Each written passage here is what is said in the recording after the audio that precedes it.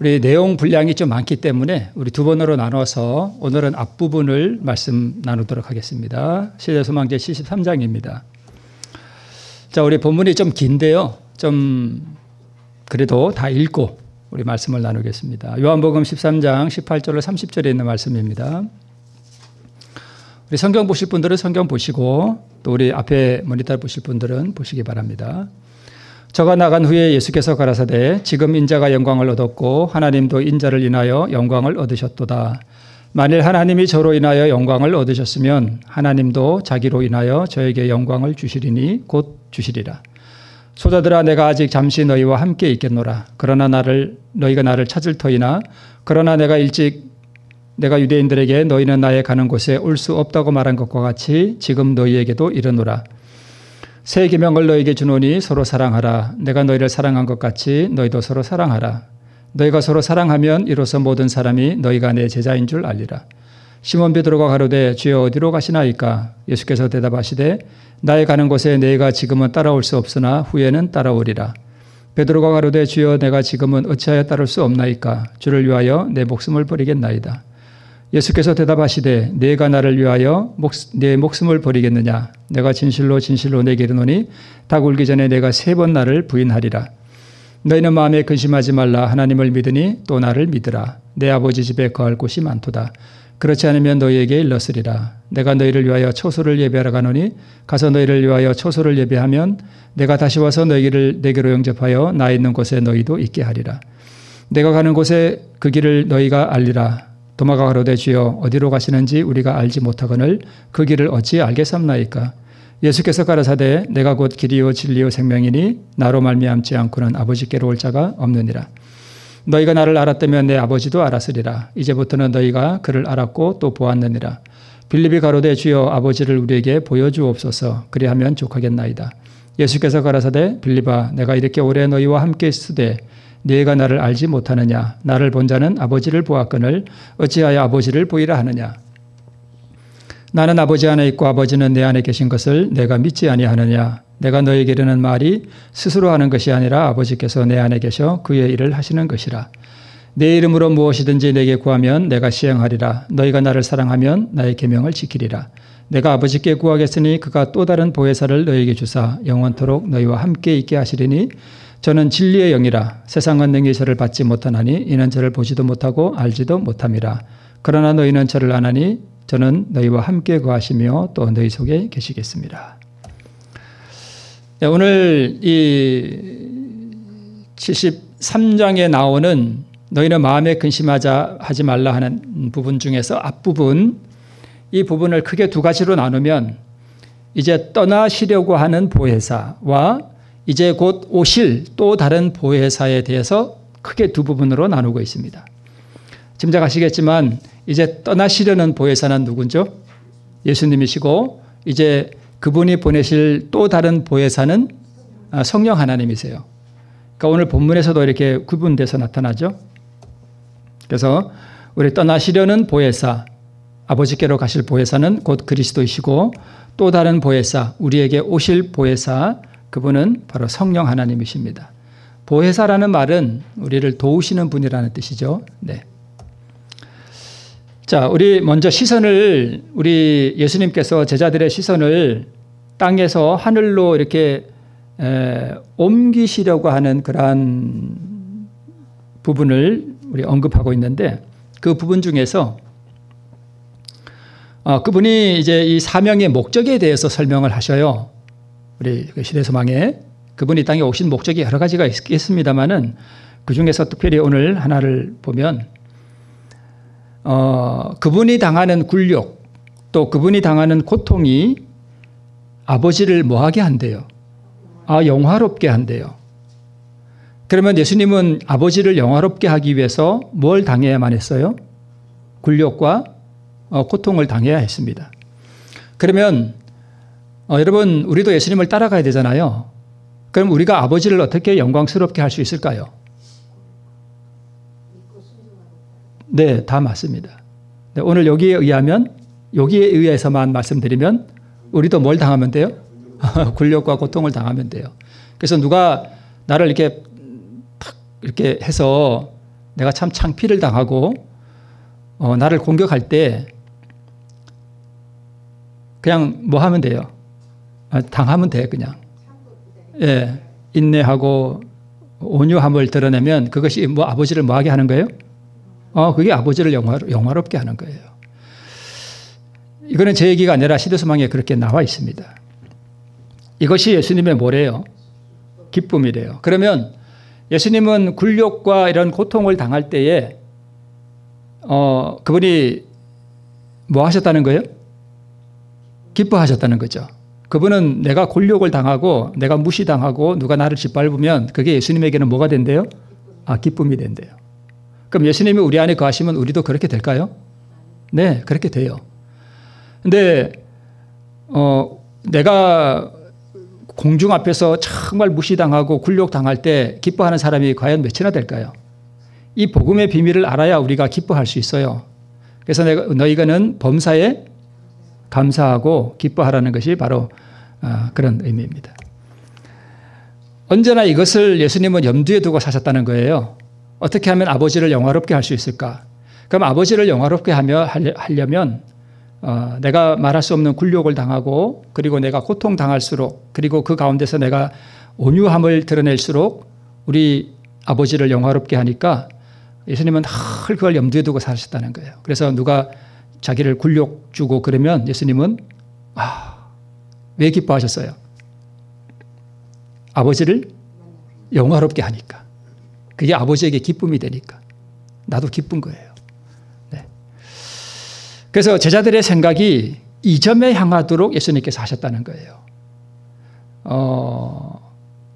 이 점에 향하도록 했다고 거기에 기록되어 있는 것을 보니까 예수님께서 그날 그 제자들에게 이것을 가르치셨던 것 같아. 뭘 염두에 두고 가르치셨는가 하면 바로 곧 그분이 당하실 십자가. 십자가는 굴욕이잖아요. 그 굴욕과 고통이잖아요. 그죠? 침뱉음 당하고 하는 이런 모든 것들이 그랬습니다. 그래서 예수님께서 오늘 본문 가운데 이렇게 말씀하셨습니다. 저가 나간 후에 저가는 누구예요? 유다죠. 유다가 나간 후에 예수께서 가라사대 인자가 지금 뭘 얻었대요? 영광을 얻었대요. 인자가 지금 영광을 얻었대요. 근데 언제 얻었대요? 지금. 왜 지금 얻었을까? 왜 지금 얻었을까? 인자가 영광을 얻었고 하나님도 인자를 인하여 뭘 얻으셨대요? 영광을 얻으셨대요. 그럼 좀 전에 굴욕과 고통을 당하는 것이 하나님을 뭐하게 한대요? 영화롭게 한대요. 그죠? 여기 예수님도 인정하셨죠? 지금 나도 영광을 얻었고 누구도 영광을 얻으셨대요? 하나님도 영광을 얻으셨대요. 근데 그게 언제냐 하면 저가 나간 후에 지금 얻었대요. 그러면 왜 그랬을까요? 한 제자로부터 뭘 당하는 거예요 지금? 배신당하는 거예요. 우리도 만약에 우리가 이렇게 신앙생활 할 때 누구로부터 배신을 당할 때 우리가 어떤 생각이 들까요? 참 고통스럽겠죠. 그죠? 그러한 굴욕의 고통 가운데서 무한한 사랑과 인내와 자비의 품성을 예수님이 드러내셨어요. 그래서 자기 안에 있는 아버지의 그 품성, 그 영광을 예수님이 드러내셨습니다. 그래서 그 굴욕의 고통 가운데서의 사랑을 드러내는 것이 곧 뭐예요? 영광이에요. 그래서 베드로가 자신을 배신하고 나가고 자기를 팔아서 자기를 죽음에 넘기는 거잖아요. 그러니까 우리는 굴욕을 당하고 배신을 당해도 우리가 죽기까지는 안 하잖아요. 그죠? 그렇죠? 그런데 예수님은 그 배신이 곧 그분의 뭘 앗아가는 거예요? 생명을 앗아가는 거예요. 그러니까 지금 누군가가 여기 배신을 해가지고 누군가 나를 죽일 수 있는 자리에 만약에 팔아넘긴다면 우리는 어떨 것 같아요? 죽자 사자 싸우겠죠. 안 죽으려고. 이게 보통 문제가 아니에요. 이 엄청난 굴욕과 이 배신 가운데서 예수님이 뭘 드러내셨는가 하면 무한한 사랑을 드러내신 거예요. 자기를 팔아서 죽음에 넘기는 그 제자를 무한히 사랑하셨습니다. 이게 신의 성품이죠. 그래서 그를 배신했던 유다가 나가자 곧 예수님이 이 말씀을 하신 거예요. 내가 뭘 얻었다? 영광을 얻었다. 그리고 아버지도 뭘 얻으셨다? 영광을 얻으셨다. 누가 아버지께 영광을 돌려드린 거예요? 예수님이요. 그죠? 이게 바로 그 뜻입니다. 자, 그래서 우리는 존귀한 분의 영접을 받으면 우리는 영광입니다. 우리 뭐 대통령이 우리 집에 방문하면 영광이죠. 영광이죠. 이건 세상의 관점이고요. 근력의 경험 가운데서 온유함을 드러내면, 즉 나를 죽이면 이것은 하늘의 영광이 되는 것입니다. 반대죠. 자, 이제 다시 우리 예수님께서 이제 이별을 예고하셔서 제자들에게 내가 떠나간다. 이제 우리 뭐 해야 된다? 이별해야 된다. 이렇게 말씀을 했습니다.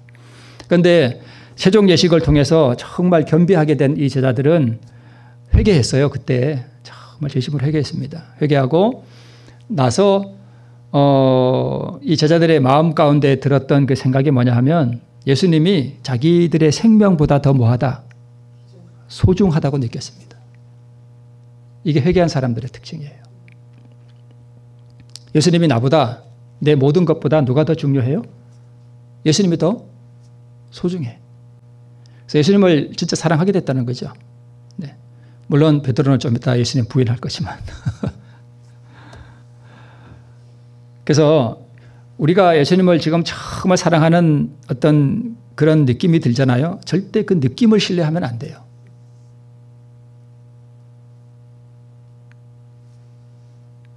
자, 생명보다 소중한 예수님이 이제 이별할 거라 그러니까 기분이 침울해졌습니다. 그죠? 그래서 예수님께서 이 제자들의 눈을 어디로 향하게? 하늘로 향하게 하셨다는 말씀입니다. 곤경으로 침울해 있는 자들에 대한 사단의 술책이 가장 큰 성공을 거둔다는 사실을 예수께서 아셨기 때문에 자,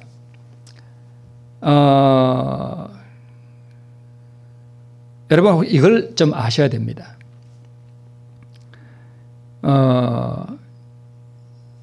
교회 안에서 사단이 가장 공격하는 대상이 집중되는 대상이 누굴까요?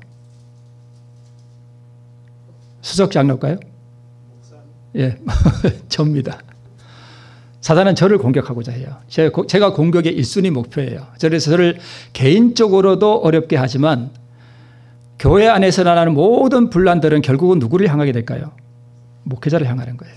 사단의 목적은 그거예요. 그래서 목회자를 뭐하게 만들어요? 침울하게 만들어요. 우울하게 만들고 그러면 목회자가 이렇게 침울해지고 맥이 빠지면 그 교회는 심각하게 어려움에 빠집니다. 그래서 이 침울해지는 것이 영성을 엄청 빼앗아가요. 그래서 목회자뿐만 아니라 여러분도 그래서 여러분 이 삶 속에서 당하는 이런 어려움이라든가 이런 것들을 빨리 주님께 드리고 하나님의 은혜 가운데서 그분의 주시는 그 사랑을 이렇게 받으면서 사는 것이 엄청 중요해요. 그래서 근심이 나를 이렇게 누르면 근데 이 근심이라든가 이런 것들의 가장 큰 원인이 뭐냐 하면 결국은 자아 문제예요. 내가 나를 다 버리잖아요. 근심이 사라져요. 왜요? 내가 없으니까. 내가 살아있을 때 근심이 나요. 보세요. 예를 들어서 내가 재정적인 압박을 받는다. 너희는 마음에 근심하지 말라. 공중의 새들을 보라. 들의 백합화를 보라.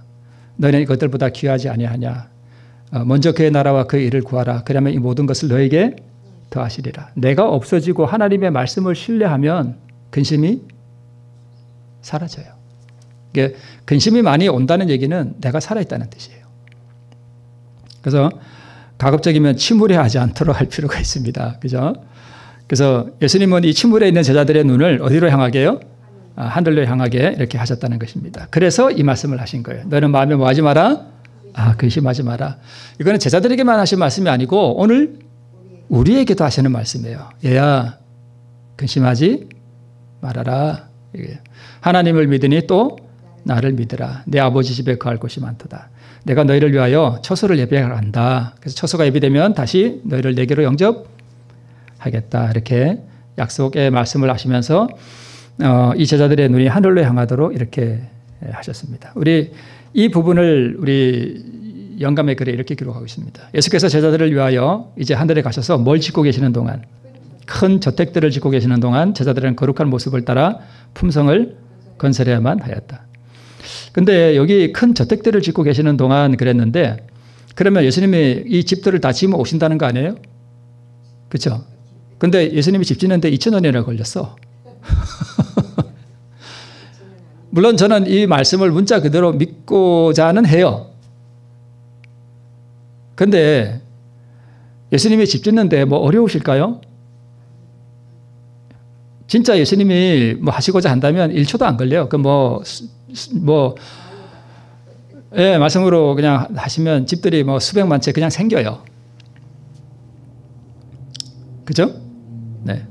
그래서 여기 큰 저택들을 우리가 조금 더 보면 우리 고린도전서 3장 9절에 보면 우리는 하나님의 동역자들이요 너희는 하나님의 밭이요 하나님의 집이라. 그래서 사실 이걸 좀 영적으로 적용해서 하나님께서 짓는 그 집은 하늘에 우리가 장차 들어가서 살 그런 집이 아니라 물론 그런 집일 수도 있지만 사실은 뭔 집을 짓고 싶어 하시냐면 우리 마음의 집, 즉 우리의 품성을 예수님과 같이 만드는 그 사업을 우리 하나님께서 예수님께서 하늘에 가서 하신다라고 보는 게 더 정확해요.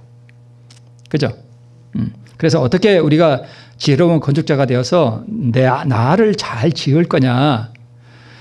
그래서 계속 이렇게 해서 말씀하셔요. 예수님이라는 터 위에 우리가 집을 짓는데 집은 목조주택도 있고 콘크리트도 있고 다 그렇잖아요. 그런 것처럼 우리도 이 집을 짓는데 재료를 뭘 쓰느냐가 굉장히 중요해요. 물론 터도 중요하지만. 여기 금으로 짓는 사람도 있고요.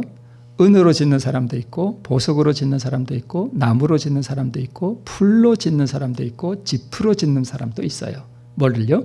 우리 품성의 집이라는 것을 이렇게 나타내는데 이제 다 지었어. 그러면 이 집을 뭐 해야 돼요? 시험해 봐야 됩니다. 공력이 어떠한가를 나타내기 위해서 시험한데 이 시험이 뭐래요? 불로 한대요. 자, 풀이나 지프로 지었어요. 그럼 불이 한번 훅 지나가면 이 집이 어떻게 될까요? 네. 이 불이 뭘 상징할까요?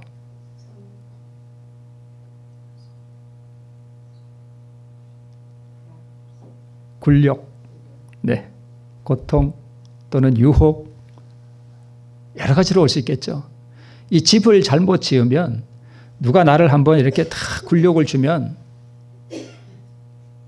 잠을 못 자. 잠을 못 자. 그래서 싸워야 돼. 며칠 벼르다가. 그러다가 쓰러져. 그러다 교회 안 나오는 사람도 많아요. 그죠? 네, 신앙을 포기하고. 내가 뭐 이런 교회 다녀서 뭐 하겠나. 불이 우리의 공력을 시험한다는 것입니다. 내가 짓는 집이 지금 어떤 집인가 하는 것을 그렇게 한다는 것입니다. 그러므로 예수께서 짓는 대저택은 물론 하늘의 집일 수도 있지만 그것보다는 우리의 품성이라는 큰 집을 짓는 분임을 우리에게 보여주고 있습니다. 자, 도마가 이제 두 번째 이렇게 말합니다. 아버지를 우리에게 보여주소서 그랬더니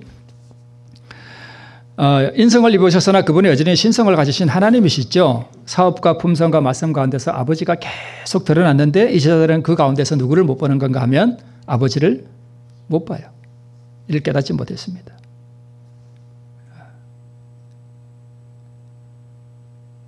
예수님은 아버지를 드러내시고 성령 하나님은 누구를 드러내시기 위해서 역사하시는가 하면 예수님을 드러내기 위해서 역사하셔요. 예수님은 아버지를 드러내기 위해서 오셨고 성령 하나님은 예수님을 우리에게 보여주시고 예수님께로 우리를 이끌기 위해서 우리에게 오시는 분입니다.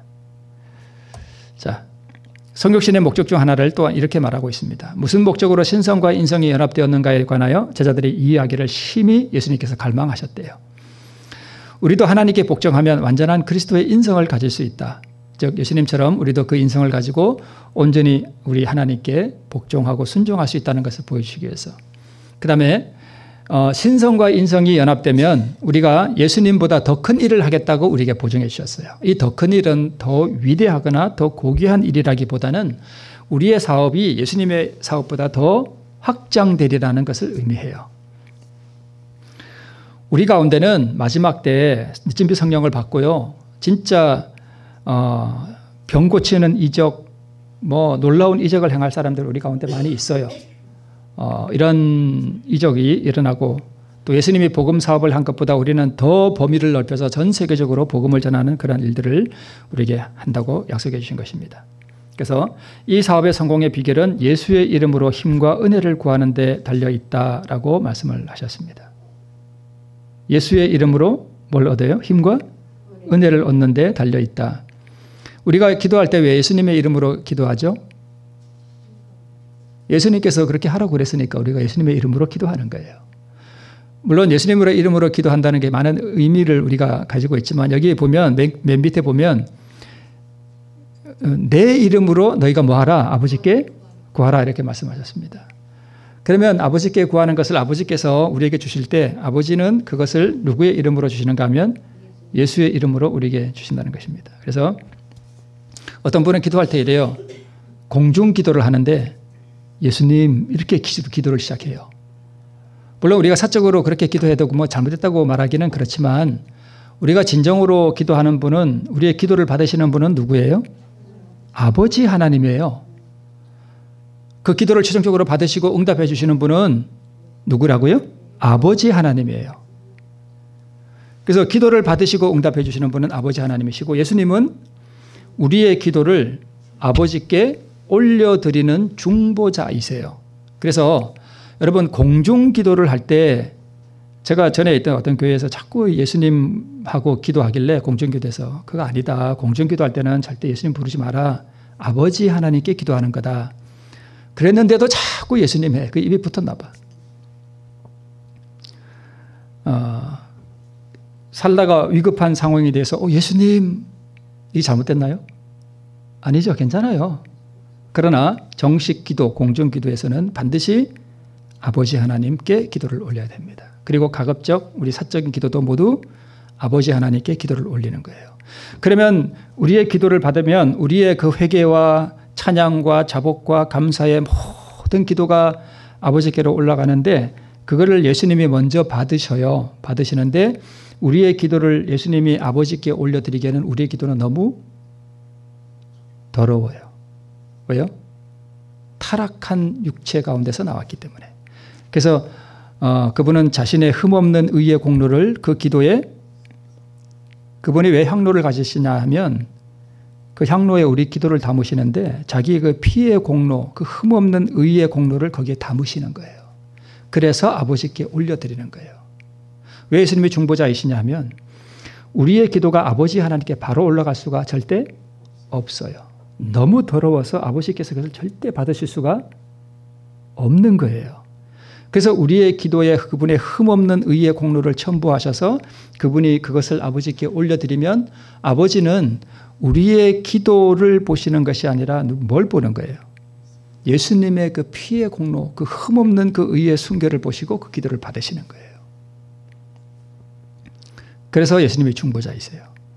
그리고 우리가 기도할 때 우리의 기도를 힘있게 하고 우리의 기도를 만드시는 분은 성령 하나님이세요. 성령 하나님이 그래서 역사하지 않으시면 우리는 우리의 기도가 하늘로 올라가지도 않습니다. 여기 그게 다 나와 있죠. 다 나와 있네요. 이게 붉은 글씨 보면 밑에 완전하신 자신의 아름답고 향기로운 향과 함께 이것을 하나님 앞에 뭐 한대요?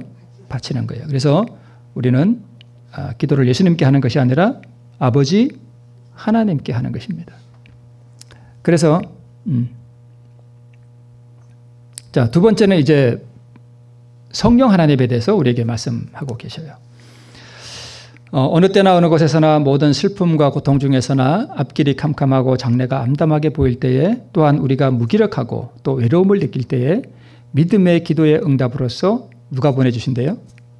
보혜사, 성령 하나님을 우리에게 보내주신다는 것입니다.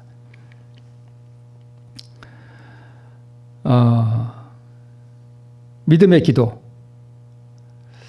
슬픔과 고통이 또는 캄캄하고 장래가 암담하게 보이는 그러한 상황에서도 우리가 그 모든 것을 넘어서 우리를 도우시고 우리에게 능력 주실 수 있는 우리 아버지 하나님 또 우리 예수 그리스도 그분을 바라보는 그 믿음으로 우리가 기도를 드릴 때에 우리를 돕기 위해서 보혜사 성령 하나님께서 우리에게 보내주신다는 사실을 우리가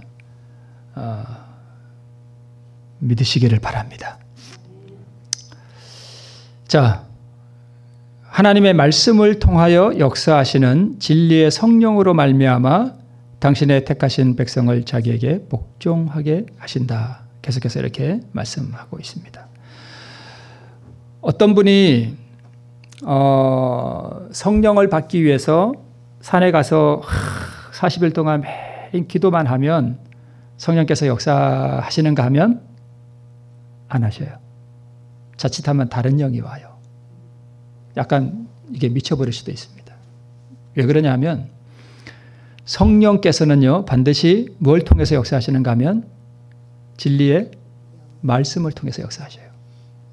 그래서 진리의 성령은 꼭 기록된 예수님의 말씀, 하나님의 말씀을 통해서 우리에게 역사하시지 어디 혼자 산에 가서 40일 기도한다고 그분이 역사하시지는 않는 것입니다.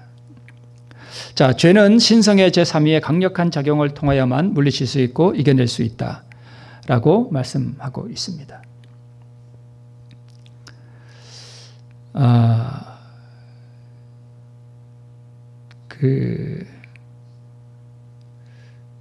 어떤 분은 성령 하나님을 안 보는 분들도 계셔요. 예? 네. 여기 증언의 말씀을 보면 성령 하나님을 신성의 제3위라고 표현하고 계셔요. 네. 근데 성경이나 이렇게 성경을 읽어보면 성령 하나님이 안 나오고 아버지 하나님과 예수님만 마치 계신 것처럼 이렇게 표현된 부분이 있는데 우리 선지자는 우리에게 뭐라고 말씀하셨는가 하면 성령은 우리에게 오묘이고 신비다 그랬습니다. 우리 잘 몰라요, 성령 하나님에 대해서. 우리가 하늘에 가면 그분이 어떤 분인지 우리가 또 더 깊이 알게 될 것입니다. 그래서 성령이 아니면 우리는 회개조차도 할 수 있고 우리는 주님께로 나가는 그런 역사조차도 우리는 이룰 수 없습니다. 자, 우리 마지막으로 그러면 어떻게 우리가 성령의 선물을 받을 수 있느냐 하는 부분을 우리가 잠깐 한번 좀 보도록 하겠습니다. 어떤 부분은 설교를 통해서 또는 말씀을 통해서 성령에 관해서 우리가 많이 말하지만 아무런 유익을 얻지 못하는 경우가 참 많이 있는데 그 이유는 거룩한 능력의 지도와 제재를 받도록 영혼을 복종시키고자 하지 않기 때문에 그렇다는 것입니다. 그러니까 하나님의 말씀에 우리가 복종하고 거기에 우리의 자아를 굴복시키려고 하는 그 결심과 결단이 없기 때문에 그렇게 하고자 하는 의도가 없기 때문에 내 뜻을 펼치고 내 주장을 주장하고 싶은 그러한 욕망 때문에 성령께서 우리에게 역사하실 수가 없다는 거예요. 그래서 우리가 성령 하나님을 사용하는 것이 아니라 성령 하나님이 우리를 사용하셔야 되는데 자, 농부가 이 소를 이용해서 밭을 가려고 하는데 이 소가 농부를 사용하는 거예요? 농부가 소를 사용하는 거예요? 농부가 소를 사용하는 거죠. 그런데 많은 사람들이 성령을 자기가 사용하려고 한다는 거예요. 근데 농부가 소를 이렇게 밭을 가려고 하는데 소가 뭐 하는 동안만 농부가 소를 사용할 수 있는가 하면 농부가 의도하는 대로 복종하고자 하는 소를 통해서만 농부는 일을 할 수가 당연히 있죠. 그래서 소는 이런 거 전에 한번 말씀드렸죠, 제가. 그 소 그림을 제가 이렇게 바꿔는 거 한번 보여드리면서 소는 자기 주장이 절대 없습니다. 그죠? 자기 주장 절대 하지 않습니다. 이렇게 하는 거죠. 넘기고 이렇게 당기고 하면 다 그 농부가 하는 대로 다 순종하고 갑니다. 그게 그렇게 해야만 성령 하나님께서 우리에게 오실 수 있고 우리에게 죄를 이길 수 있는 능력도 주시고 힘도 주시고 또 우리를 하늘 예수님께로 데려갈 수 있는 그러한 힘이 또 능력이 된다는 것을 우리가 보여주는 것입니다. 네. 마지막 장면에 했습니다. 자, 오늘 두 부분 말씀드렸죠. 떠나시려는 보혜사, 오시려는 보혜사. 우리 두 부분을 말씀하셨습니다. 예수님은 인성의 죄악 때문에 온 세상에 편만하게 계실 수가 없으셨어요. 그래서 오히려 온 세상에 두루 편만할 수 있는 성령님을 우리에게 보내주신다는 그 약속을 우리에게 보여주셨습니다. 오늘 주님께서는 떠나가시면서 오늘 우리에게도 무엇을 약속해 주셨는가 하면 성령 하나님을 우리에게 풍성하게 부어주실 것을 약속해 주셨습니다. 오늘 이 성령 하나님의 은혜와 역사를 통해서 또 우리도 저들처럼 눈을 하늘로 들고 우리 영원한 하늘집을 바라보면서 우리 승리하시는 생애를 살아가시는 우리 모두 되시길 바라면서 말씀을 마치겠습니다.